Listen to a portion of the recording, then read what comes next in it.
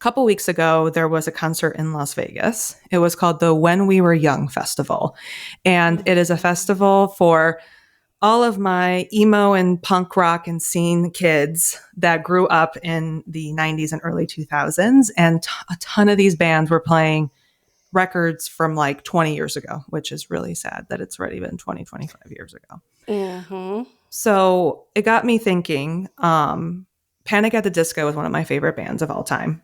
I love Brendan Urie, and they were able to play a Fever You Can't Sweat Out in its entirety for the first time in 20 years.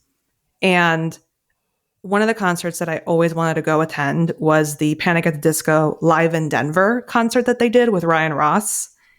And I kick myself for not being able to go to that concert because it's on YouTube and I watch it all the time. It's like my comfort concert. It's one of those where I'm like, oh, why couldn't I get tickets to go see this? Because it was one of the last, incredible shows that they did with Ryan Ross. And now it's just Brendan Urie. So if you can go back in time and either attend a concert for the first time or live it out again, who would it be and why? I think I have to go Taylor Swift, the Reputation tour. Reputation is like my all-time favorite album. I did not see that on tour. I was lucky enough to get to go to night 2 of the Eras tour in Detroit. And like by far the Reputation set like blew my mind. And so to have and I also watched the like Netflix documentary of it, like to have gotten to go back and see that like live when it was happening, I think would have just been a dream. Oh my gosh. The Eras tour was incredible also, but was this like when people were still clowning that like Taylor's version of Reputation was still coming out, or? Yes. Okay. Yes, very much so. Very much so. Oh my God. Oh, that's awesome. I think this was like even pre like TTPD. Like I saw like the first half of the Eras tour. So this was like before when she just kept coming out in the same red Reputation get up and people were like, what are you doing? That's awesome. Oh, that's cool. I know. I kind of wish that I would have gone to a Taylor Swift concert because not that I'm not a fan, but like I think she's great, but like, I don't know. That's not something I would gravitate to normally. Like when I first thought about this question, like I thought about more of like the venue more than like the actual artist. So like 2 things came up to me. One was I saw Weezer. It must have been 2010 when I saw Weezer. So like I know it was when the Blackhawks were like in the Stanley Cup Championship because Weezer came out in the jerseys and they were at the Aragon Ballroom in Chicago. So Dana, I'm not sure if you're familiar with like some of the venues and things like that in Chicago. It is one of the smaller venues. Okay. And it was an old ballroom from like the 1920s that they converted into a concert venue.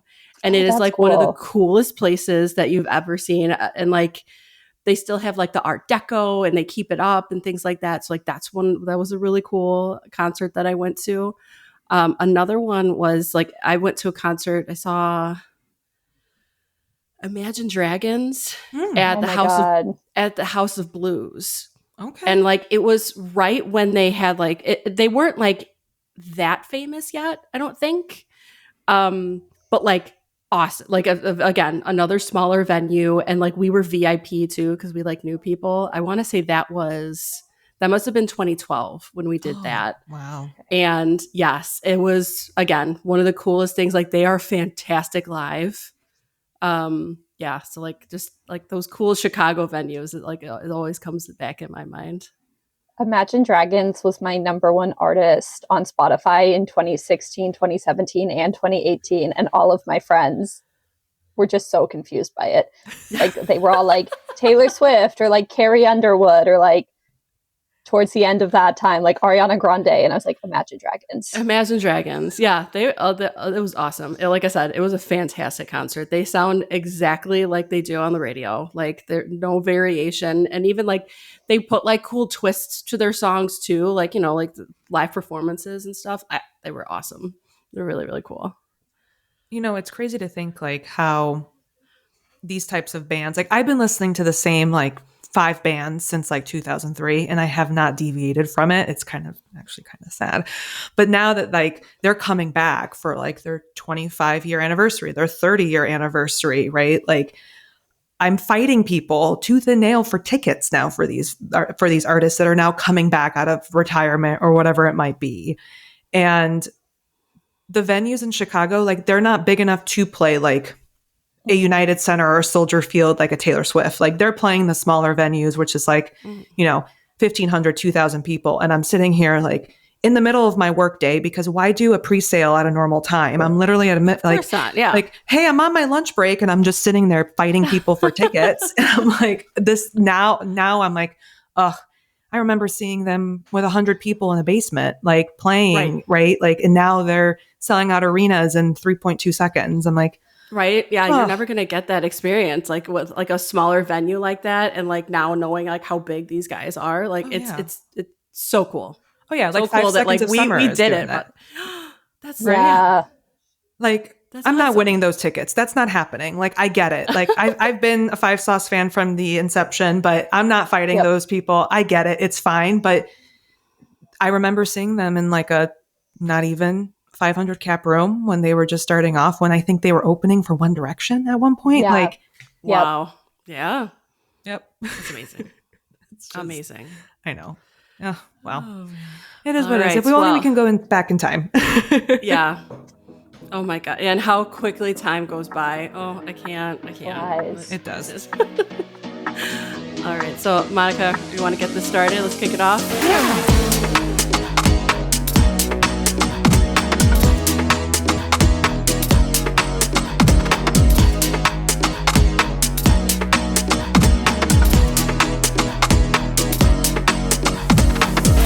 Welcome to Lap It Like It's Hot, everyone. Thank you for joining us for another episode. We have an incredible guest joining us today. We're so excited that you're here. We have Dana on. If you want to quickly introduce yourself and tell us a little bit about yourself. Yeah, so I am Dana. I primarily post about like IndyCar content, but I'm like the reverse of most people. So I grew up in Charlotte on like NASCAR, got into IndyCar fairly young because of my mom. Watched like 1 or 2 Michael Schumacher like F1 races, and then I kind of stopped watching motorsports.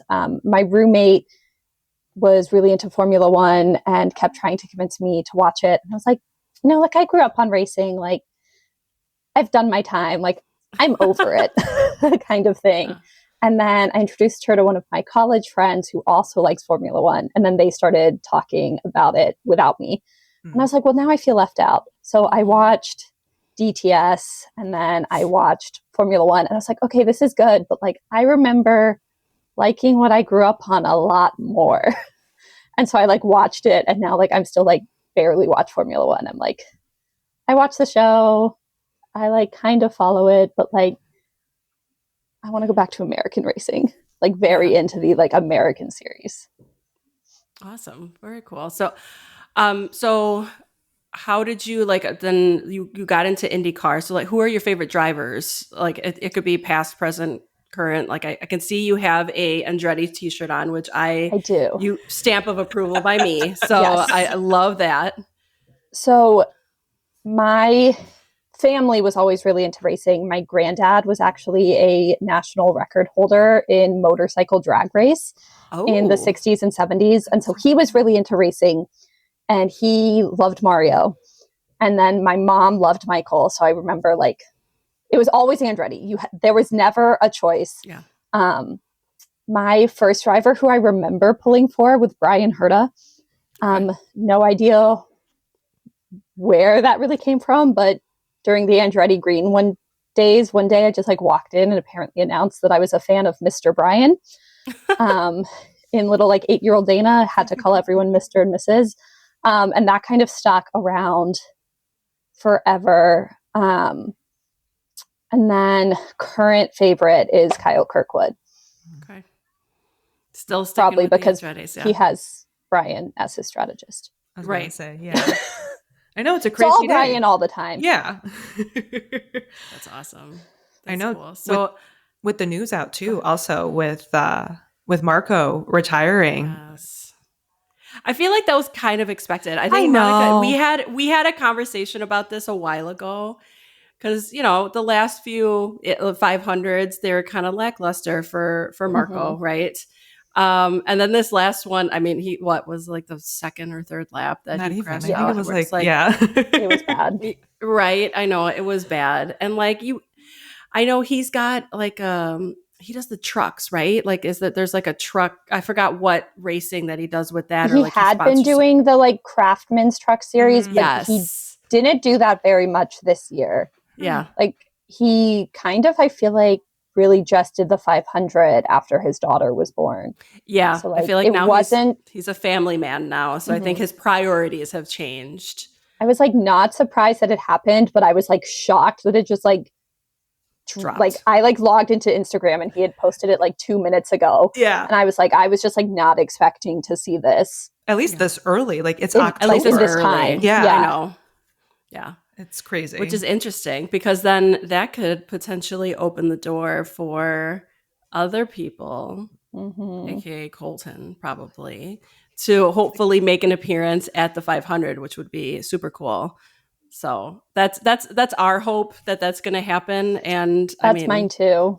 Yeah, yeah. It all comes down to Cadillac letting him do it because there's no F2 races. So Cadillac, please give the fans what we want. We want Colton at the 500. And that's the same day as Monaco, correct? Montreal. Oh, that's right. That's right. Now. They did change it. Yes, Montreal. So he's gonna be in the vicinity. Like he's gonna be like, Well, and it's not even like he's a reserve. Right. Like, right. They don't need him. No. Right. They'll be fine. Just bring him. It's right. They have like Simon and Pietro. They'll be fine. Yeah. Right. It's okay. Yeah. So awesome. Oh man. Okay. So what races did you go to in person this season, and how was your overall experience? Was there any like top racing moments that comes to your mind with any of those races that you went into in person? So this year I went to the Rolex, so the Daytona 24-hour race. That was my first race of the year. And then I did St. Petersburg for IndyCar. I saw that you saw Mario there too.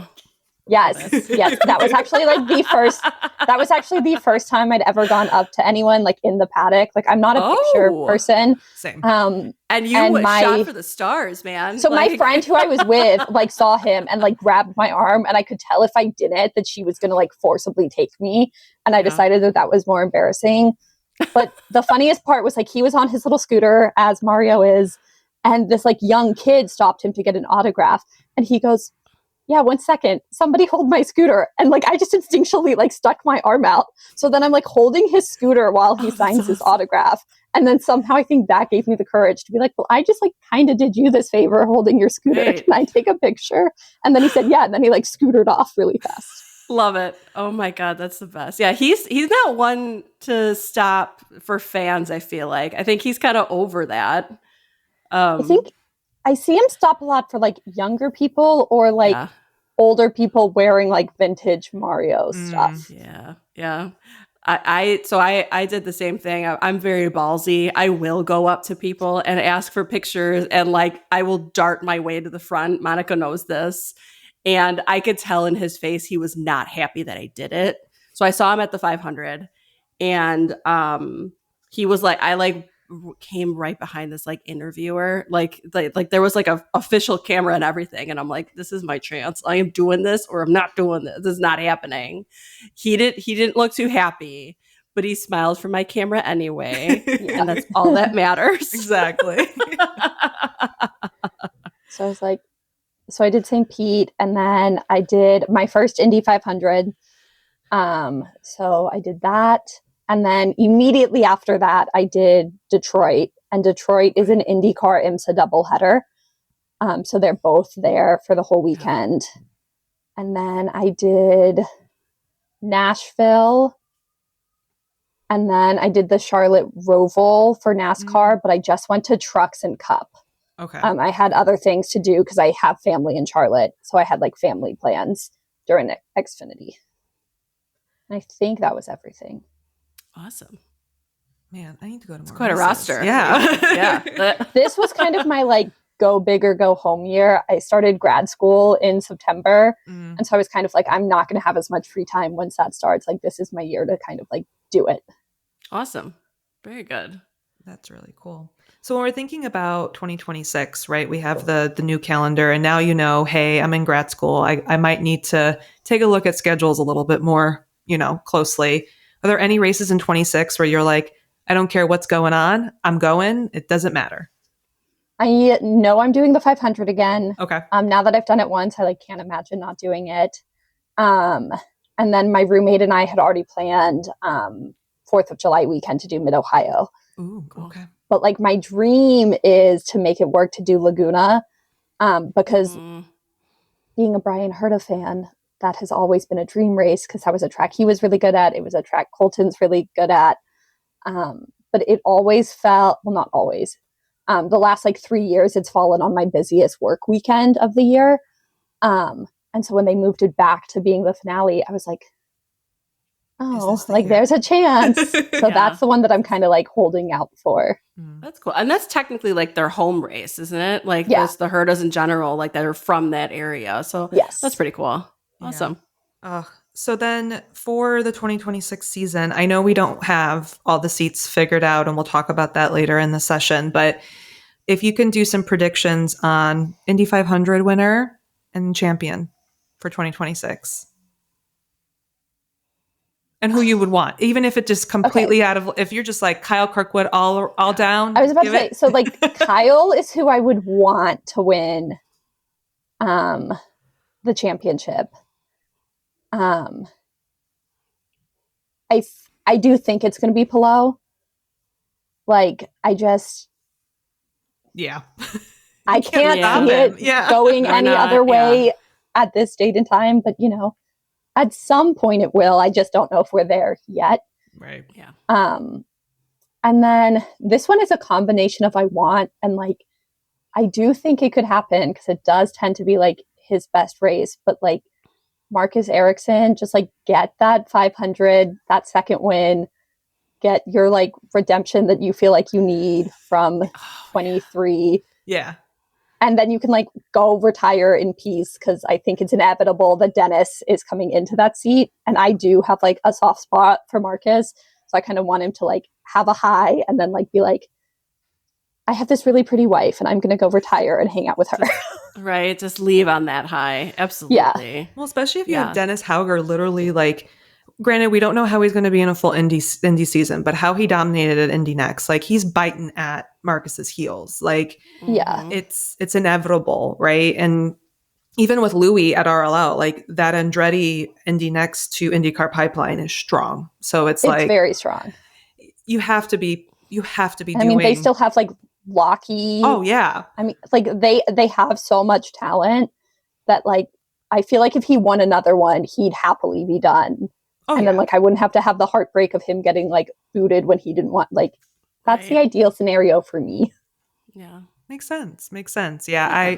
I hold Marcus, I think, a little bit to a higher standard just because he did race in F1. So I think I have this like, you're getting your butt whooped by Kyle and Colton every weekend. And now with Will coming in, like this might be a good opportunity for you to kind of step up and be like, hey, I know Kyle will probably be the leader of this team, but I got a 500 as well as you will. Let's do this. Right. Like giving him the opportunity, but he can't be in the, he was 20th, 21st this season. Like, it was rough. Yeah. So I can see him like, even if they hadn't gotten disqualified from the 500, like that would have helped, but it wouldn't have even helped enough. Like you can't even fully blame it on that. Even as much as I love him. Yeah. So hopefully like he'll get, I feel like he is good. He's so good at the speedway that he should have 2023 is spicy. And even this year played a little bit behind that, but he should have too. Like at this point, he should have too with how well he does there. Like over the Patos and over the other drivers like that do relatively good there. Like feel like 2 makes sense for him. So I could see that. Yeah. I can see that. That's what I'd like. We could all dream. Awesome. It's fine. We could dream. And you'll be there, right? You'll be there. And I if he will. I wins, will be there. you'll be just sobbing and everything will be great. I was like freaking out enough just with like him leading and then being like in second. Like It was so exciting. Oh, yeah. that was like, I was losing my so mind. Cool. And then I had one through IndyCar Nation, like a photo with the winner. And so I do think for like posterity and like just how dominant Pelot has been, having a picture with him after his first 500 is cool.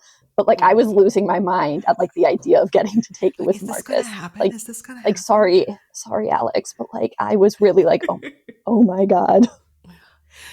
An Andretti 500 win and to take a photo with any Andretti winner would be incredible regardless. Would be. But my last name is also Erickson, and my great grandfather is from Kumla, where Marcus is from. So I joke that I think we're like secretly like third cousins or something. Oh my God. Oh my God. Have you ever done like a 23andMe and maybe you could find out? And like, I haven't done a 23andMe. Or like a lineage or, you know what I mean? Like I don't you think find they out. Yeah. Yeah, you'd have to do something like, that would be super cool. You're like taking a photo with him after he wins the 500. You're like, hey, can we do a family tree? Because I think we're related. Yeah, right. By the way, I think you're my fourth cousin. Smile. Like I found out that my randomly assigned college roommate is my seventh cousin. We found that out because like, how do you find that out? Like, what? She was doing a genealogy project and like was tracking her things, and she like found out that she had a bunch of family from the town in Canada that my mom's from. My mom's family's from. And so we like just like logged in to like look. And she was like, okay, if you log into this website, it'll like, it uses, I think it's the Mormons and their like genealogy library. It'll like show you all the records that they found publicly for you. And we were like able to like match our trees. If like both of you are signed into the same platform, you can like match and see where your trees intersect. That's incredible. Wow. That is so cool. The world So I is just really need to get Marcus on this app. Yes. Yeah. That's all you got to do. Get him to sign up with you and you're fine. Right. You can become a spokesperson for this app and be like, Oh, there you hey, go. maybe, you know. Yeah. This is a sponsorship opportunity, Marcus. Look, we can sell our story and then you can put it on the car. Exactly. Right. Exactly. Oh, that's too funny. Ah, that's awesome. Okay, so Phoenix, that's going to be on the schedule next year. There's going to be a doubleheader with NASCAR and IndyCar. So IndyCar is going to be Saturday, NASCAR, the Xfinity race is going to be Sunday. Do you think that that's going to be an opportunity for NASCAR fans to come over to IndyCar, maybe become more like fans and things like that? What do you think? What do you think about that partnership? I think it should be. So far, I haven't seen it promoted in a way that makes me confident that it will be. Mm-hmm. I'm kind of like at this point, like, are we going to fumble? Are we going to like really drop the ball on what could be a really great opportunity and a really great partnership? So I'm hoping that like they're waiting kind of for like NASCAR to wrap up their championship in Phoenix this week. And that then maybe we'll start seeing like more cross promotion, but like the number of people who I knew from like NASCAR who didn't know that Indy was going to be there, and from Indy who didn't know NASCAR was also going to be there. I only knew because I had like seen one random Marshall Pruitt tweet where he said that they were happening on the same weekend. But like, if you've just looked at like the schedules and things from the teams, you'd have no idea. Yeah. But if they kind of start doing it in the way that they've been promoting the truck race at St. Pete, then I think it'll be great. But I haven't seen that yet. Even when you look at tickets, because I saw a family in Phoenix, so I was like, oh, maybe I'll go. Even when you go to like the Phoenix Raceway, it doesn't even have, if you click for Saturday tickets, there's nothing that says IndyCar, even when you're purchasing tickets. You're like, shouldn't there be like the logo and all that fun stuff? Like I can see as an IndyCar person, like someone who maybe doesn't watch NASCAR, just wants to go to the race. They're gonna be like, wait, am I buying the right tickets for the right race? Mm-hmm. Am I buying, the Xfinity series? Am I buying, the main cup race? So I'm waiting until they wrap up in Phoenix, right? Because Penske has an opportunity here, right? Like do a Joey Logano, Joseph Newgarden, something, right? But well, you even have Andretti and Spire are Yeah. owned by the same parent company. Like you have enough of that crossover. do something, right? So And Andretti, John Andretti was his own right in NASCAR. So like there's so many ways they could do it. And I'm it'll just be waiting. interesting to see what happens because I'm excited to see IndyCar race in Phoenix just because I do think that the overall racetrack is really cool, especially from the NASCAR side. But is this going to be a situation like the doubleheader when they had it at IMS where it was just a support race? That's how they treated it. Mm-hmm. And no fans went to it. And it's just kind of like, what are we doing here? I mean, is there just like a weird, I don't want to say, I guess like a rivalry between like NASCAR and IndyCar? I mean, the only like kind of crossover that I saw, I mean, that I witnessed was at the 500, and you just had those Kyle Larson's fans that were just kind of sitting there, right? And like they even were talking a little bit of shit and like, oh, Larson, he could dominate this, blah blah blah. But I'm just like, is that attitude probably standing in the way as well I don't know. of the NASCAR fans? I don't I know. think there's a lot of like crossover with like the younger fans. But like there definitely was, I think like when Indy was at like its peak popularity, a little bit of a rivalry between the two. Yeah. Yeah, because I do think that when IndyCar kind of fizzled out, right, after like the mid 2010s ish, right? It kind of it's up and coming, right? Like it's winding back up, but I don't see them be like they're not like fighting for the same demographic, I think, but Right. at the same time, I guess for somebody who like for myself, like I love F1, I love IndyCar more than F1, but now I'm like I need more. So now I'm watching NASCAR. I'm trying to figure out what's going on in NASCAR. Now I'm like, "Oh, well, Andrew and MJ are talking about, watching this series, so maybe I'll watch this." And now I'm like, "Give me more." But I feel like NASCAR fans are just like NASCAR. I'll watch You have like, trucks, yeah, right? It's a like bubble. the die hard NASCAR fans, and like being from like originally from Charlotte, and then I moved to Winston Salem, and like the old NASCAR point system was the Winston Cup. So like I'm from like the heart of like NASCAR country, and yeah, like they fully believe that like the way F1 fans talk about like the pinnacle of motorsport and like this is the best thing ever and like why would I need anything else is the same mentality that the NASCAR fans have. They're like, no, like this is the purest form of racing and like rubbing is racing and like this is all we need. And like they're even to the point where like you have this whole section that is like we do too many streets, like we just need to be on like the old fashioned like old oval tracks. Like there's like a very like purist mindset in like probably like 2/3 of NASCAR fans. Wow. I'd say at least like of the like watch it every weekend NASCAR fans. So are traditional fans too, or are they for or against the Roval then?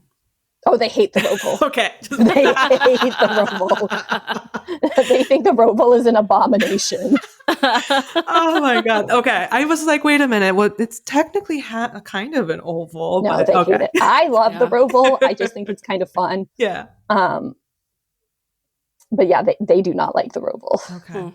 Well, I guess it'll be interesting to see how many people show up on Saturday, right, for the Phoenix race. And I am hoping that it will be a good race. We get an oval before the 500, right? We're getting something, right? It also will give folks like a Dennis Hauger an opportunity to race on an oval before the 500, right? Like, unlike Schwartzy, who literally was just like, "Hi, this is my first time here." So get that, those first oval jitters out, but we'll see. I don't know if it was kind of like a, hey, let's partner, because I'm assuming Fox has the NASCAR coverage at the same time. So they're probably like, hey, let's do a double header, but I guess we'll have to wait and see. Yeah, it's interesting. It is. And the St. Pete one, while I like it, it's also interesting. So I'm wondering if we're going to start seeing more of what the even just like trucks at St. Pete or this at this race, because I'm starting to feel like there's going to be more of that coming around. Oh, Lordy. we'll see what crazy other tracks they're going to throw on the calendar in 2027. Mm-hmm. So we talked a little bit about Andretti. And of course, with Colton making the announcement that he will be going over to Cadillac and Will now moving over to Andretti. Mm-hmm. What do you think? Like, what are your predictions on Will kind of with his experience, his background, showing up at a brand new team? Technically, he's still a Penske driver for another, 2.5 months, right? January 1st, he's an Andretti driver. Do you think it's going to be easy for him to adapt to the team? What are your predictions on, like, could Will sit in the car and go? Like, what do you think about all of the work that he'll have to do in order to be successful? Based on what Rossi has said about going from Honda to Chevy, I expect there to be some hiccups at the start of the season for Will because he's only ever been in a Chevy and now he's coming to a Honda. And I know Rossi and a few other drivers have said, like, changing engine manufacturers is harder than changing teams. Mm-hmm. Like, Rossi has said going from Aero McLaren to ECR was like a breeze because it was the same engine, but going from Andretti to McLaren was really hard. So I expect that to be like a challenge for like the beginning of the season. He's willpower. So like if he's still struggling by May, then I'll be like a little concerned. Like I really think he'll get it together very quickly. I think with like in the team, I feel like he'll just kind of like meld right in. It seemed very much like this is where he wants to be. And everything I've read really much seems like the end decision to leave was very much in Will's hands. Yeah. And I know that like the team is excited to have him. I know most of the fans are excited to have him. Like I found out and I was like, oh my gosh, this is so exciting. And my friends were like, I thought you didn't like willpower. And I was like, no, willpower is a menace. But now he's my menace. Yeah. He's not going to be like now. He's not going to be like driving up into Kyle. He's going to be like driving up into like Pato or someone. Like I was like, he's going to be causing chaos for me. Yeah, he can flip anyone off now because he's my person, Mine. right? Because I'm going to back him up now. Yes. I just loved how they announced it. Oh, They were looking. I think that was like absolute genius. Like that drum, like looking for a drummer. I didn't even realize that Colton was a drummer, and and then so you haven't listened to his album? I have not. I have not. He needs those Spotify shame listens, on me. Milena. Okay, shame on me. So. But no, it'll be interesting to see because I do think that the environments are going to be completely different, right? Like you have Penske Perfect, which in my mind, like working for Penske is basically just is the everything is fine gif of the dog sitting in fire, right? Like just everything's fine. I got to perform to Andretti, which is more of that like family forward, like open, more collaborative culture. So I do think he'll do well. And I think he has such great relationships with Kyle, with Marcus, where it's like you can have beef with Willpower, but Willpower eventually, like within 25 minutes, he's kind of like, whatever, let's have a beer. And you're like, okay, yes, I can see this working out for him. Yeah. Well, that was like in Detroit. We saw it like happen because we were in the paddock, but like I know it ended up on socials. Like the first thing he did like after that was he like walked up to Kyle and was like, man, I don't know what I was doing. Like he owns it. He's like, I got upset. Felt good at the time. I don't know. Like that's just like okay. Yeah. And then people are like, okay, Willpower, I forgive you. Like anyone else does that, and you're like, right? What an asshole. Like why would he do that? Like, like imagine if Santino did that to Kyle. People would riot. People would be like, get this man off the grid. Da-da. Will comes out and just like, sorry, I don't know. And everyone's like, it's okay, Will. Everything's fine. Right. But yeah, even like when he gets heated in the car, right? Like he will get into Scott Dixon's face and just next thing you know, they're best friends, like, after the adrenaline wears off. So I think he'll be fine. But if you can give Kyle, Marcus, and Will like one piece of advice for each of them for next season, like what would be your piece of advice for the three of them? Oh. Minus Will, please don't drive into Kyle now during free practice. We don't right, like that. Not into your own teammates, dude. Not anymore. You can do that now to Santino. That's fine. Yep. All day. I would tell Will to spend a lot of time looking at the number 26. Don't end up in the wrong pit box. Yes. You know, you've been 12 at Penske for so long. Like, just spend a lot of time memorizing the number 26. Marcus, I would just like remind him that he is an Indy 500 winner. Like, to me, and I know he's like talked some, and I've only gotten like clips of it because it's in his like Swedish podcast, and so like I have to wait till someone translates it about like working with a sports psychologist. But like, I feel like there's some mental block happening, so I just want him to be like, "You've done it. Like, you can do it." Kyle, I'd just be like, keep having fun, because the more fun he seems to be having, the better his results are. Yeah.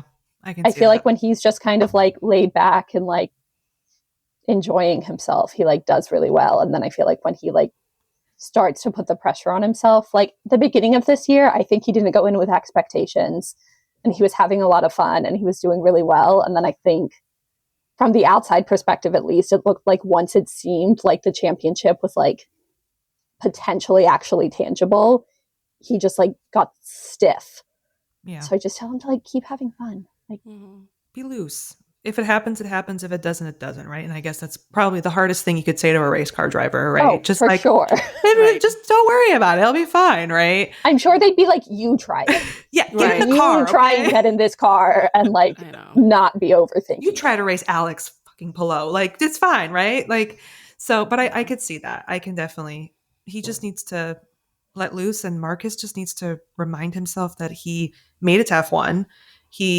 Now he's an Indy 500 driver, and he has the ability to be incredible. And just don't say, thank you, Chevy Verizon number 12 when you're doing interviews, and you'll be fine. Exactly. Right. And you'll be, I mean, like, he really doesn't need any advice from me. So I'm like, that's all I can give him. I wonder if they're going to add an extra water bottle budget for Liz for Andretti. So when she's like in the Andretti box, just like waiting on Will, like she's just I hope so. I wonder if they're like, she deserves it. Yep. She needs her own Andretti branded water bottles now. Oh, for sure. Oh, I love it. Okay, so we still have some open seats that are available for 2026 for JHR, for Coin, Foyt, and maybe RLL. Do you have any thoughts on who is going to fill those seats? Yeah, so I really think Kaio is going to end up in Foyt.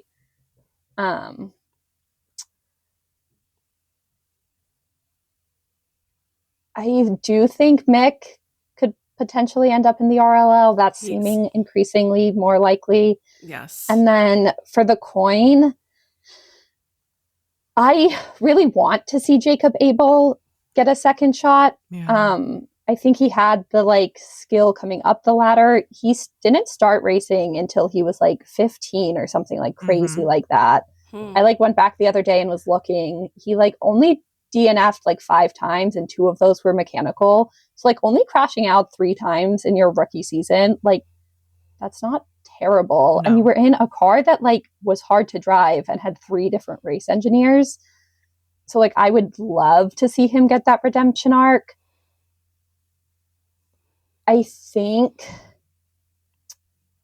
and I'm the only person I know who has this theory, I think if Mick kicks Devlin out of RLL, I do think he's going to go to Dale Coyne and be like, look at all of my money. No. Here's my crypto. That's we don't want to hear that. That's my logical thing. I want my logical thing is I didn't even he think just about brings that. so much money that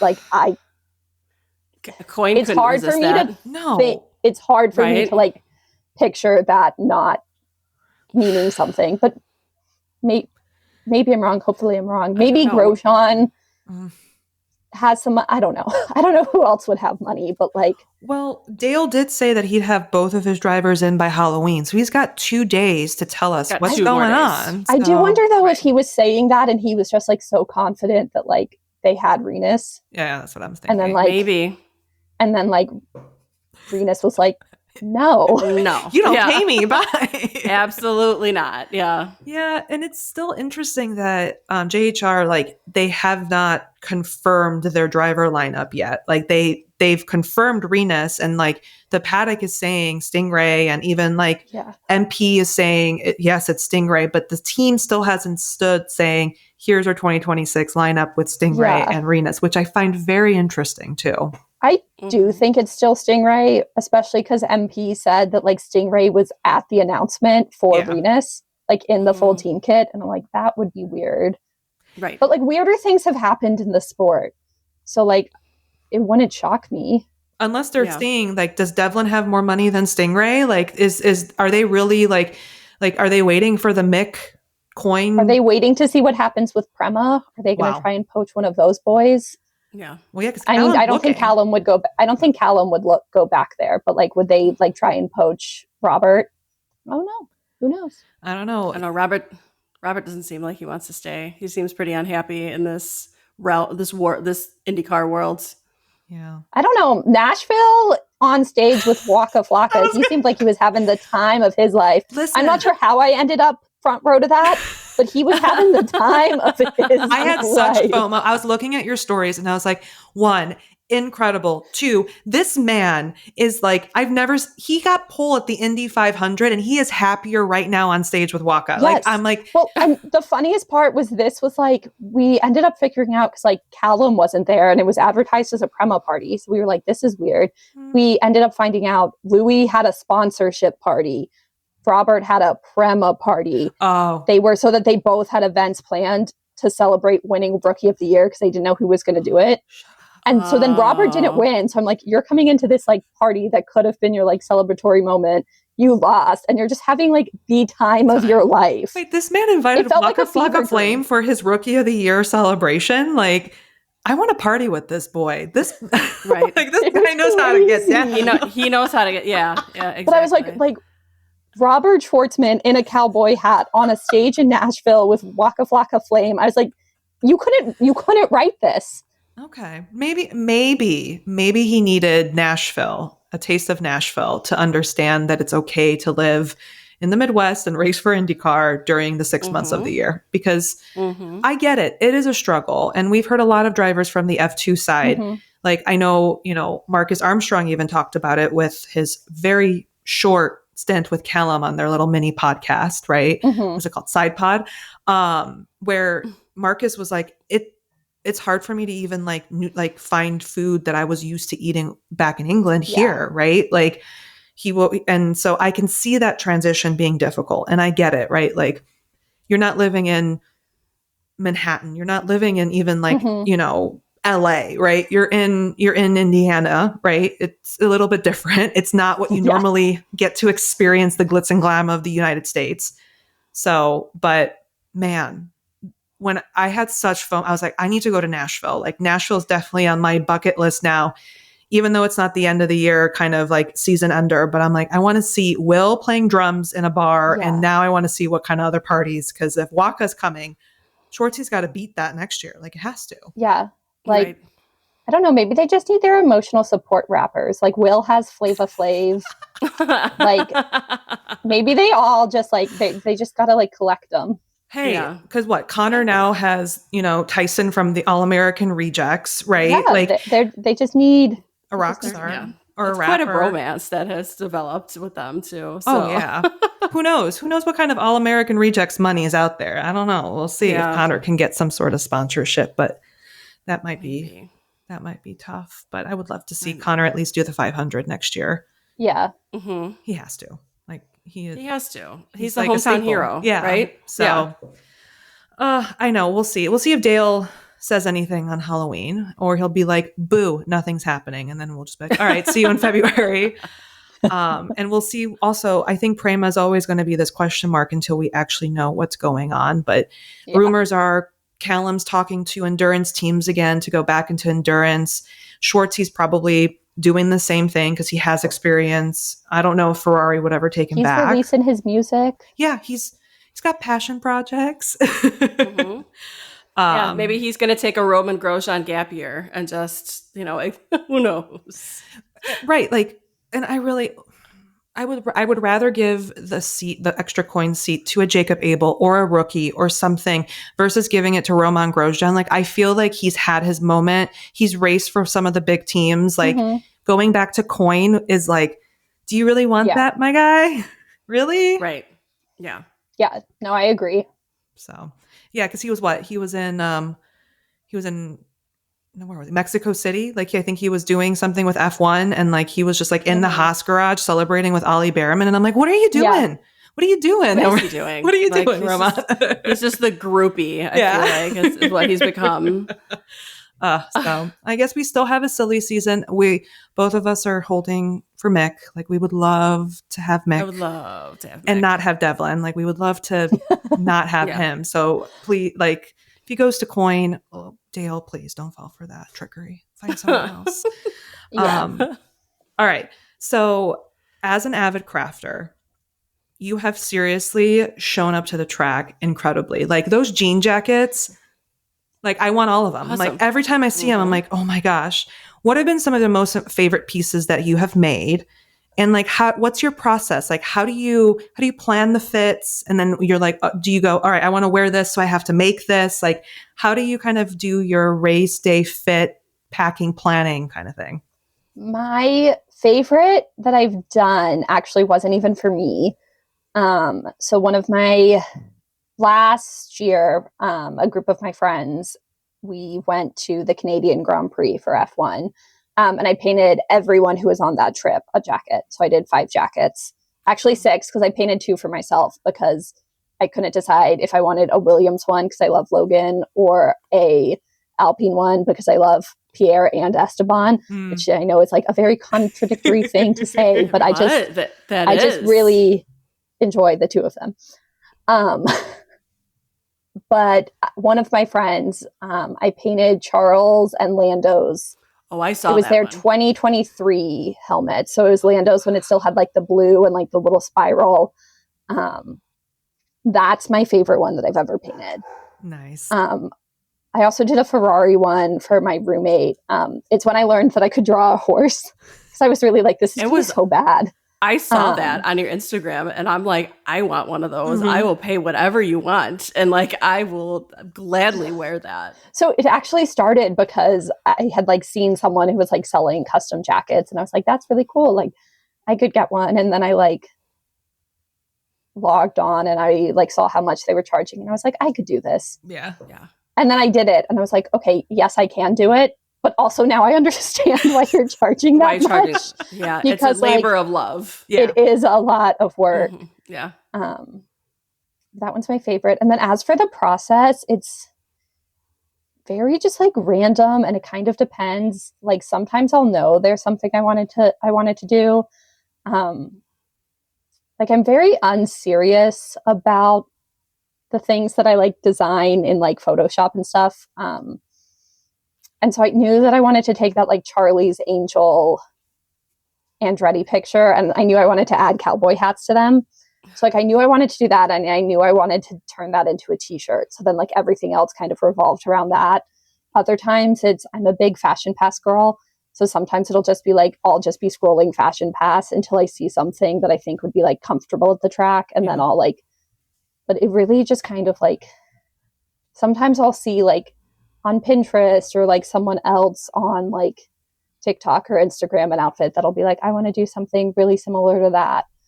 But there's really no like thought out process. It's kind of just depends on like what's going on. The Charlie Angel shirt was just I was just like, I wish I don't have a creative bone in my body. Like I'm definitely I'll purchase this kind of person, but I'm like, oh man, like just seeing like even just the process of painting, you know, your Andretti jacket, like I love that one too. Like it's just, I'm jealous because I don't have the patience. 1 and 2, like bracelets. I go as far as making bracelets. That's the only thing that I can do without like be like, all right, I made 1 bracelet. I can go do other things. Like I can't sit there and like, you know, paint and do all of that. But it just, I was like, oh my God, I want all of them. I want all of them. Yeah. I want like my own little Pato one. I want one of each as well. I agree. So. Just invoice us. Like, We're they're fine. fun. Send us an invoice and let us know. All right. So now we're going to go into what we're calling our hot lap section. So these are going to be like quick questions, like first thing that comes into your mind kind of answers. We'll start off easy so you can kind of get used to the format. And then we just like, these are just fun, goofy, fun questions. So I'll throw it over to Milena to start off. Yeah, cool. So what are your top 3 must-haves in your bag for a race? Okay. I have to decide what I'm kicking out. I have like 4 core things. So I have to decide which one's getting the boot. I definitely have to have my loops. Which are like the brand of earplugs that I use. I have to have those. I'm gonna go portable charger and sunglasses. So I'm gonna nix the sunscreen, which is a choice coming from someone as pale as I am. But I feel like someone else at the track always has it. Yeah, you'll be fine. You'll be good. Like that is the thing I think I could get from someone else if I like could only take 3 things. Yeah. Like someone else will have that and someone will let me borrow it. Yeah, fair enough. I think that's good. Love it. Okay. So you had the opportunity to do a ride along with Lil Dave and Kiffin. If you could do a hot lap with any driver at any track, any series, who would it be? And then you could also let us know how your ride along with David and Kiffin was. Brian Herta at Laguna Seca. That would be it. So the fun thing about the ride along with David and Kiffin was it was the Detroit Auto Show, which is taking place in a convention center. So we're inside a building. We're not like out on a track. We are inside a building on a track that they have made in a convention center. And so the track is like over here. And then like over here, there's this like giant concrete pole. Oh, lovely. So you're just like, that's like far enough off. And like, obviously they're not hitting like IndyCar speeds. But it's like kind of terrifying that they're doing this inside. Yeah. And Kiffin was having the time of his life. Like, it was so funny. I got in the car and he was like, hi, like, how are you guys? And I was like, good. But like, more importantly, Kiffin, how are you? And he was like, I'm great. Like, anytime I get to drive a car, normally for like PR, I don't get to actually be behind the wheel. So this is great. It's the most I've ever heard him talk. Yeah. And like, I've met him a couple times. Like, he was so happy to just be like driving. And then David was funny because I like painted a jacket and I repainted it and then I repainted it again. And he had like seen one of the repaintings on Twitter. And so then like when he like walked up, I was like looking this way, so I didn't see him, but he like apparently like stopped and just like started pointing at my jacket. And then like when he walked up, he was like, oh my God, it's you. I didn't know you were going to be here. And I was like, why does he know me? Like You're like, you may need to lay off the Twitter. Stop being so chronically online, Dave. he does have both of us, Dave and Dano, need to be less chronically online so that they stop like. Oh, that's incredible. Oh, that's awesome. Oh, Lil Dave. Okay.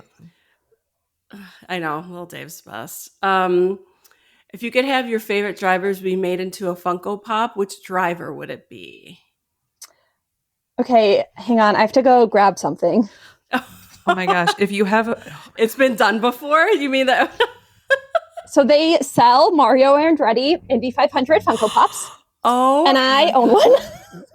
Milena. I love so it. he has his like wreath. So that was sitting back on like my dresser back there. So I have my Mario.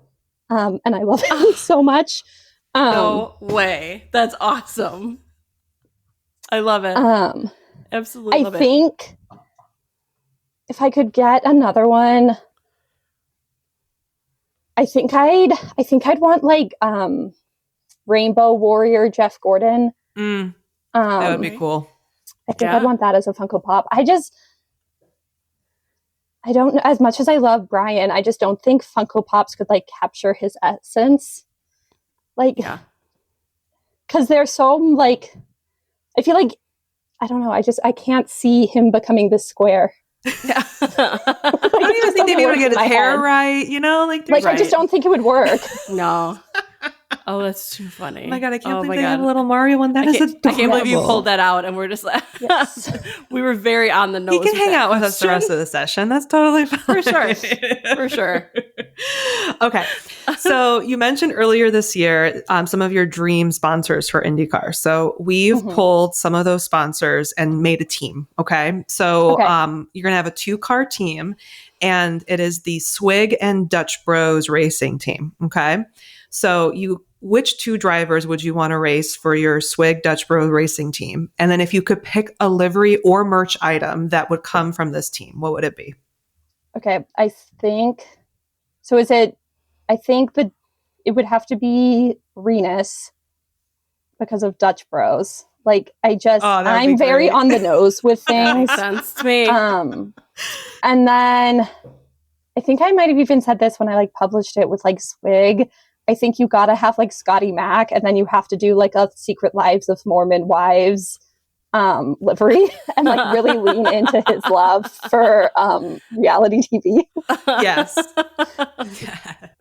Have Scott do a cameo on the show. Let's really make it. Yes. I think that's the way it has to go. Okay. Oh, that's too funny. I love that. And Renus, that would be I could already see his Indy 500 helmet. I remember his Ben and Jerry's inspired one. He can do a Dutch Bros one with the coffee as the fun. Oh, I like that. Okay. Stunning. Love that. Okay. So having thrown a Kyle Cookwood Chili's themed birthday party, if you could throw a birthday party for Colton Herta, what would the theme be and why?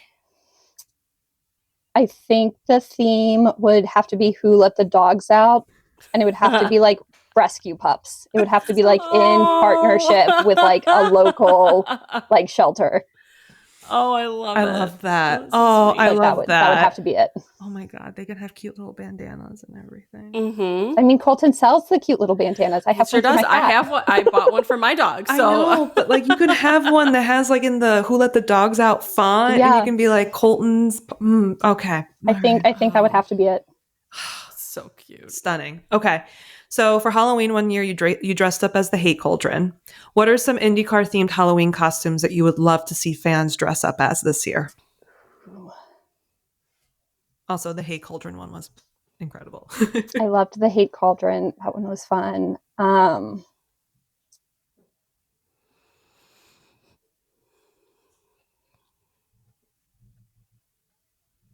don't know. I'm not from IndyCar, but I'm making a race suit and fireproofs for Halloween. Oh so God. I'd love to see anyone dress up as a driver. There was a lookalike contest at the 500 that I did, and I wore a fake beard to be Kyle, and I had Brian Herta and Jesse Vaughn, who is his spotter. I had their heads on little foam cutout sticks that I walked around with. I'm very much the cringier the better. I think those could be fun. I don't know if you ever saw him at the track, but there's one Felix fan who walks around with a fro. We did. I saw that. I don't know, Melina, if you saw that. I don't remember that one. No. I remember that. That's super, super niche, but I would love for someone to dress up as him. That's cool. I think you could do a really fun couples costume with Firehawk and Murder Hawk. Or if you want to be really spooky, Firehawk and Murdered Hawk. That's good. And have the other one kind of bloody and I think those are opportunities. Oh, that's funny. I love that. I know. Alex Rossi's car on fire. Oh yes, that could be a costume. Mm-hmm. That's a good one too. Yeah, because I was talking with my husband. I was because he's actually DJing on Halloween. I'm what's going to be your Halloween costume? And he's I don't know. And he's I have this Grosjean jersey. I might just go as him. And I'm yeah, fine. No one's going to know who you are, but that's okay. Go. He's you should are you going to come? I'm no, I don't know. He's you should dress up as Georgina. And I'm no one would know unless I truly was like, I did the makeup to make it look like I was a mannequin. But I'm like, if someone in a random bar in Chicago was like, you're Georgina, we'd be like, we're best friends. Like, come here. Yeah. I'm also like, if you want to like do something subtle, you could dress up as something sponsor-esque. One year I was a Duracell battery. I love when that. Williams was doing all their stuff with Logan, I was a Duracell battery. Like, if you want to have a racing costume, but you don't want to have a racing costume, there's like a lot of ways to do it. Right. Or you could be, I forgot her name, but the crazy willpower fan that's been like to every race and carries the big like head of. Yes. Yes. What's her name? I'm blanking on her name, but yes, like she's got like full like willpower dresses and like the fat head. Yeah. You could be a super fan, right? And you can do one like that's super fan. But yeah, I was the Hey Cauldron one. I was like, oh, be like any of the Joseph Newgarden commercial people. I actually want to, that's my dream. I want a group of like frat boys to dress up as all of the different Joseph Newgarden commercial personas. I just want a gang of Josephs. I like that. We can probably, if you threw it up on Twitter and you were like, here's the 5 personas, someone dress up as one of the 5, you could probably find 5 very chiseled blonde dudes, or even not. That would even be better, dressing up as like Cologne Newgarden, right? Ping pong. Yeah. Ooh, I like that. Indy 500 mug or the jug of milk. Indy 5, you know what I mean? That's a good one too. Random little things you can be. I love it. Look at this. It doesn't have to be, you can be creative in IndyCar for Halloween. Yes, absolutely.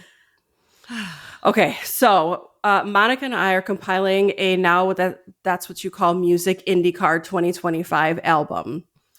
If you can pick for one driver, one song that fits their vibe and their style, what would the song and what would the song be for that driver? Okay. Does it have to be like full season guy, or can it be Indy? Okay. Marco. Like. I want to do Marco in honor of today's announcement. But Watching You by Rodney Adkins. Okay. That's a good one. I like that. Okay. Man, we've got some really good ones. I'm like actually like adding my playlist. I'm like, this is going to be a kick-ass playlist by the end of all of this. It really is. I love it. So that's awesome. Awesome. Well, Dana, thank you so much for talking with us today. Do you want to go ahead, plug your socials, tell us where people can find you, where people can look at your content? Yeah, so I'm on TikTok, Instagram, and Twitter. I think I do my best work on Twitter. But I am DIndymals, so like DINDYMALS, which is a combination of like my childhood nickname was Danimals and then Indy. So Dindymals. Awesome. That's incredible. Awesome. Well, thank you so much for joining us. And thank you so much. Thank you for having me. Oh my gosh. Well, please come on whenever. And hopefully, we'll be able to maybe be at a race at the same time. And, I'd love that. We could all hang out and have a good time. We love this community and we love, getting to meet all of y'all. And thank you for making the time tonight. This was incredible. Thank you so much. All right. Well, thank you so much for listening to Lap It Like It's Hot. If you want to follow us, we are on Spotify, Apple, and YouTube at Lap It Like It's Hot.